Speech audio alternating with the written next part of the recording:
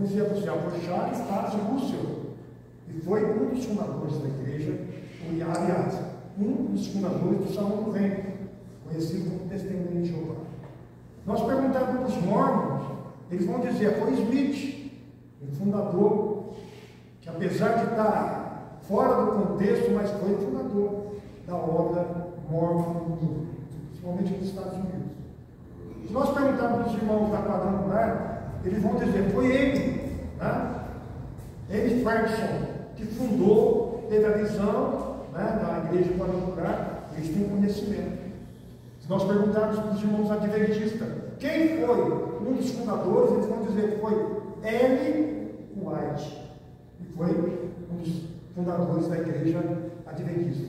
E por aí afora. Se nós perguntarmos para os metodistas, eles vão ter a origem de John Wesley, lá na Idade Média, lá no passado.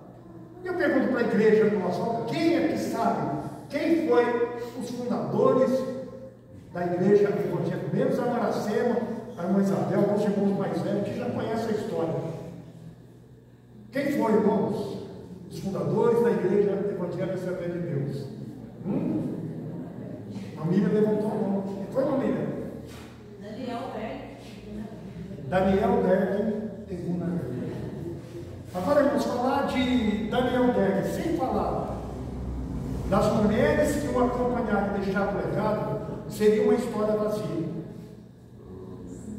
Mulheres que fizeram totalmente parte do crescimento da obra. Quando você pega para estudar o crescimento da igreja evangélica Assembleia de Deus no Brasil e depois repercutiu no mundo, você se emociona de ver o quanto Deus operou através daquelas mulheres. Hoje nós somos uma igreja no mundo todo, irmãos. Não tem um lugar que você chega que não tenha um templo da igreja evangélica Assembleia de Deus. Uma vez eu estava lendo uma reportagem, um senhor dizendo assim, no livro, que a Assembleia de Deus é igual a Coca-Cola, está em todo lugar. Todo lugar você vê uma plaquinha, e apesar de às vezes alguns ensinamentos que às vezes achamos pesado, mas a igreja cresceu numa expansão maravilhosa, fantástica. Se você está aqui hoje, é porque alguém lá atrás deixou um legado maravilhoso. Amém? Abra sua Bíblia comigo, no livro de Atos, capítulo 20. Atos, capítulo 20. Nós vamos ver, depois nós vamos falar alguma coisa. Eu fiz um apanhado aqui de 3 mulheres, até 4, que deixaram legado, apesar da sua história um pouco conturbada, mas deixaram legado maravilhoso no crescimento da igreja, principalmente a nossa igreja, que é a igreja evangélica Assembleia de Deus. No livro de Atos, capítulo 20,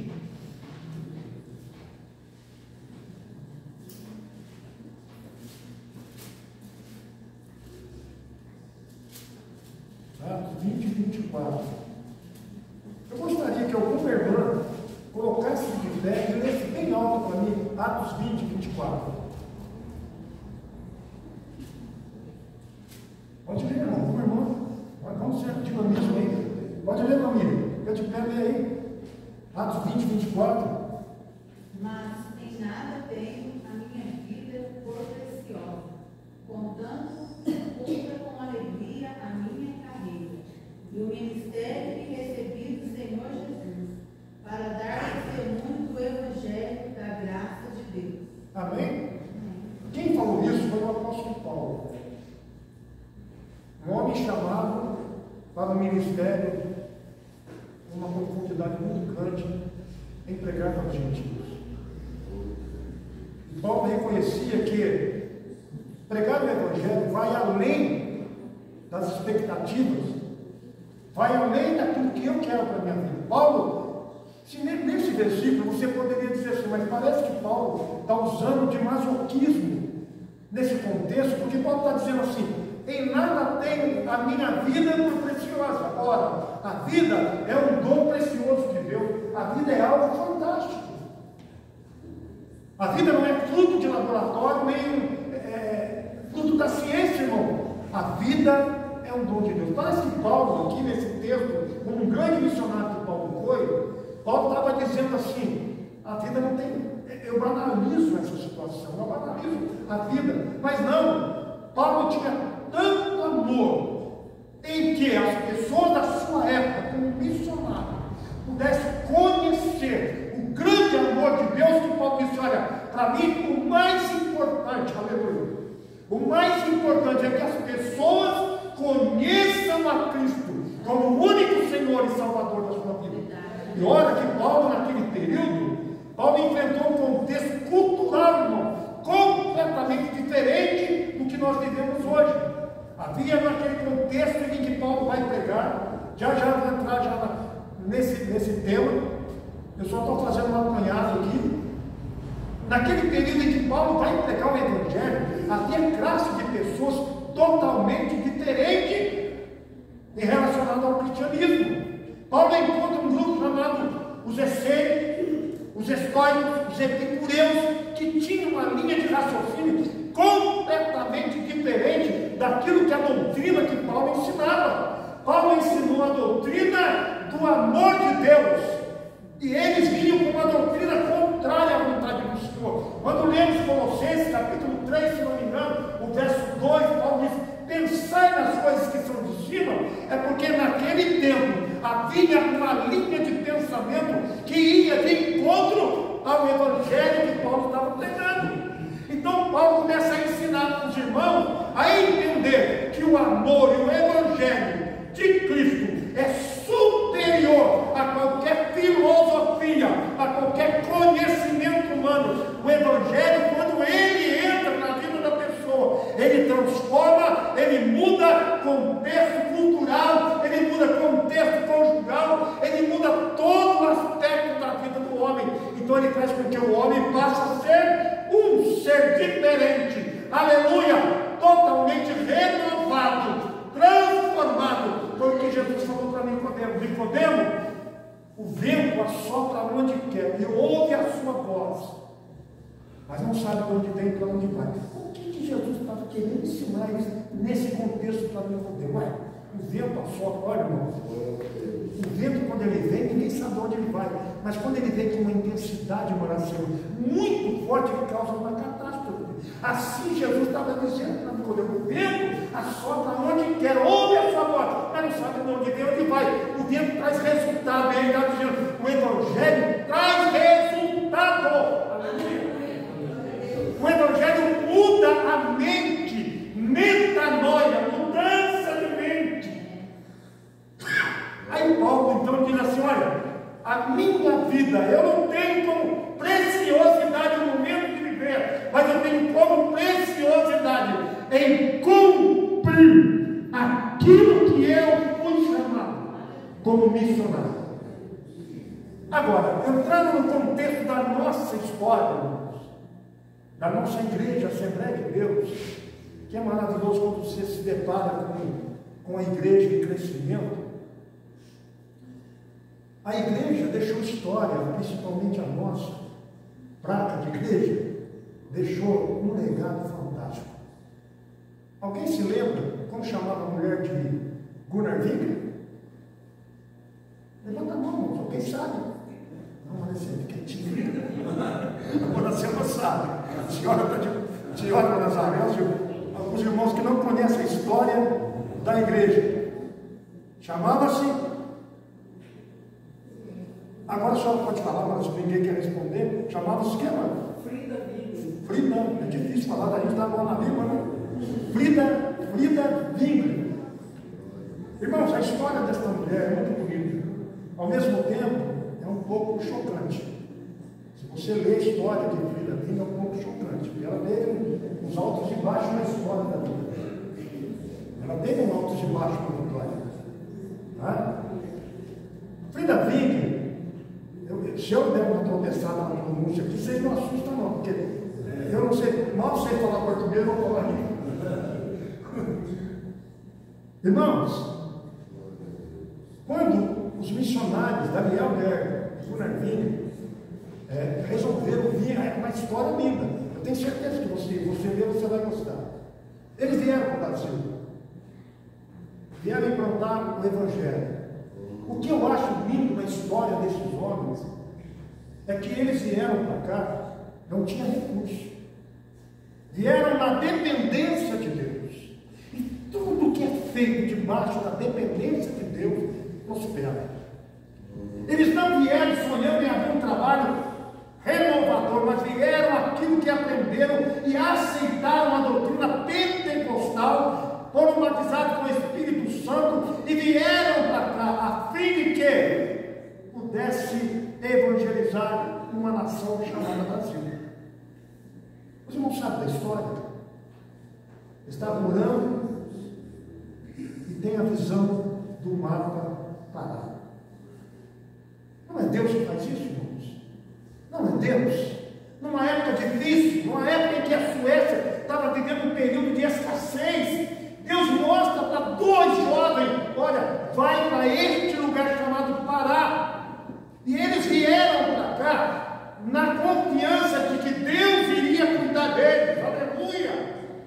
Não vieram para cá com mala sonhadora, como hoje é muito fácil a gente ver as pessoas dizerem assim: ó, eu quero ser missionário na França, eu quero ser missionário nos Estados Unidos, eu quero ser missionário na Inglaterra. Mas um país onde a cultura é completamente diferente, o poder aquisitivo é diferente, o sistema econômico é diferente, somente na direção de Deus, somente tendo visão das coisas espirituais. Dois jovens pegam o navio, vêm para o Brasil com $90, se não me engano, é isso, pastor? $90. Irmãos, quem que faz isso? Vieram na dependência de Deus. Quando chega no Belém do Pará, eles não tinham ninguém que pudesse recebê-lo. Quem vai receber dois desconhecidos? O senhor receberia dois desconhecidos na sua? Não conhece? Não sabia falar português, e aí? Não é dependência de Deus? Muitas das vezes você fica ansioso, conhecedor da palavra, sabe que Deus é provedor, fica murmurando, reclamando da situação. Você lastima a vida, Deus está te abençoando, Deus está fazendo com que o seu salário seja abençoado, você tem uma casa boa, você tem um carro, e mesmo assim você diz: mas Deus, o que está acontecendo comigo? E esses dois jovens saem lá de Estocolmo, na Suécia, e vêm parar com uma nação completamente diferente, a fim de que o Evangelho pudesse ser propagado. Daniel Berg e Gunnar Wigge. 7 anos depois, o que acontece? Ele volta para a Suécia. 7 anos depois, ele volta para lá. E lá ele encontra Frida Maria Vandenberg, Sofisa, uma coisa assim, o nome dela, completa. Muito difícil de falar. E ele começa a contar para ela a história. Olha, quem sabe, eu vou fazer aqui uma alusão, quem sabe? Olha, eu fui para uma nação onde o Evangelho, eu recebi o batismo do Espírito Santo. Aliás, eu já tinha sido batizado. E lá, o Senhor tem feito uma grande obra. O que essa moça fez, irmão? Nova, ainda jovem. O coração dela, eu estava lendo o texto hoje, o coração dela ardia pelo Brasil. Eu quero ir com você. Eu quero ir embora com você. No ano de 1917, ela desembarca aqui no norte do país, lá no Pará, e ela então vai casar-se com o Daniel Gunnar Wigge, no ano de 1917. E ela então começa a se envolver com a obra de Deus. Uma mulher que tinha visão de quê? Cuidar dos órfãos, da viúva. Uma mulher que tinha visão de traduzir o sino da harpa. Uma mulher que tinha visão do amor do Evangelho. Uma mulher que realmente se dispôs a fazer a vontade do Senhor e se entregar de corpo e alma. No entanto, que ela foi dada como louca e ela foi parar para o hospício. Porque ela encontrou no meio do próprio povo de Deus perseguição. Foi perseguida. Porque uma mulher que tinha naquele período em que ela foi perseguida, já naquele tempo, a visão dos missionários é que mulher não poderia pregar, que mulher não poderia participar das mensagens, fazer alguma coisa em direção à obra do Senhor. E ela vai enfrentar um problemão, mas ela não desistiu, ela não parou. Frida Wig deixou um legado fantástico, cuidando dos órfãos, cuidando das crianças e cuidando dos presidiários. Ela ia muitas das vezes nos presídios para falar do amor de Deus em prol da obra, ao lado do seu esposo. Frida Wig vai ter um memorial escrito lá no céu. Aleluia! Que você nessa noite, irmã, possa ter essa mesma visão, mesmo que você não está no campo missionário, mas que você tenha amor pelas almas que estão perecendo. Deixou a pátria, né? A pátria, pais, familiares, para vir. Não é fácil. Você se desprender dos seus parentes não é brincadeira, mas ela se dispôs. Ela se dispôs. Houve uma situação em que eles foram morar lá no Nordeste. E uma das suas filhas, bem criança ainda, foi acometida de malária, de uma doença incurável. E ela chegou a morrer. O padre da cidade não queria permitir o enterro, aliás, que enterrasse a criança naquele cemitério, porque era considerado como pagão. Olha a dificuldade que os irmãos enfrentavam naquela época, Raquel. Olha a dificuldade que eles, a obra do Senhor. Hoje você está numa. Irmãos, eu costumo dizer que você está na zona de conforto em relação àquele tempo. Era complicado. E ele então, chorando no seu quarto ali, escuta quando ela começa a cantar um hino que muitas vezes, até eu cheguei a dizer isso, mas na verdade não é. O hino 126 ela não compôs, ela traduziu o 126 da nossa ata cristã. Ele no quarto trancado, chorando a morte do filho, e ela então começou a dizer, a cantar o hino 126. Os mais belos hinos e poesias foram escritos em tribulação. Se de Deus quiser terá coroa, passará por mais tribulação. As alturas santa ninguém voa sem as asas da humilhação. Olha só, irmão, o conforto que ela trouxe para o seu marido missionário, o descanso que ele teve através desse louvor. Primeiramente começa a cantar então esse louvor e ele se restabelece. Aleluia, irmão. Se na hora da angústia você murmurar, você não verá a glória de Deus. Mas se na hora da tristeza, da luta, daquilo que você acha impossível, você começar a louvar a Deus, eu tenho certeza que Deus dará resposta para essa ansiedade, para esse problema, para essa angústia que afeta a sua vida, e você verá a glória do Senhor na sua vida. Ao invés de murmurar, ao invés de chorar, lastimar, o meu filho não quer ir para a igreja, o meu marido, como disse o irmão ontem, e assim sucessivamente os problemas que nos cercam, ao invés de murmurarmos, nós adorarmos ao Senhor, veremos a sua glória na nossa